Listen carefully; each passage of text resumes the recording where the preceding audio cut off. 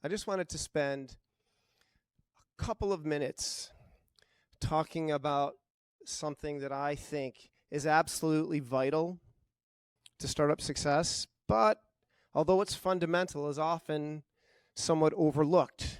And that is really the invention, the creation of the story of your startup. This might sound obvious or basic, but it turns out that getting this right is actually non-intuitively important. And the reason it is so important is because startups are so hard. They're so very, very hard. It is almost certainly going to be the hardest, most difficult thing you will do in your professional career. And if you don't create a story, the right story, that you can tell yourself to keep going when things go wrong,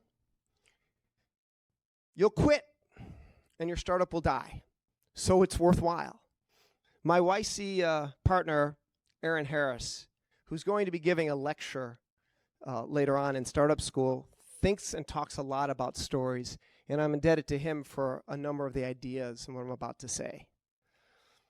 So there are stories and there are stories, and the famous author Ian Forster maybe said it best many, many decades ago when he gave this example. So the king died and then the queen died is certainly a story. But it's not a very interesting story, is it? It's not a story that grabs you. It's not a story you necessarily care about. But the king died and then the queen died of grief. Well, there's something there. There's something to grab you. There's something human there. There's something in that story that seems to matter. And it turns out founders spend a lot of time telling stories. They tell stories about what they're doing. They tell stories about the future that they're trying to create.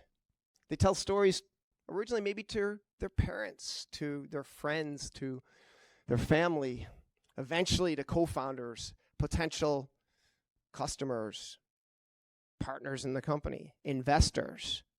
But most of all, they need to tell a story that resonates with themselves.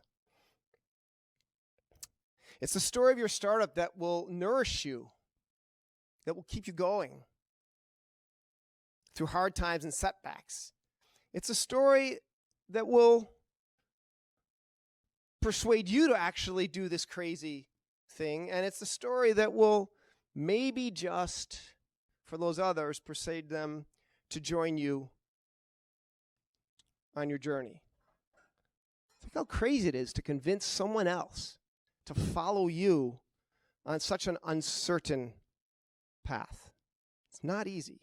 So we actually spend a lot of time at YC helping people craft and sometimes even reimagine their stories.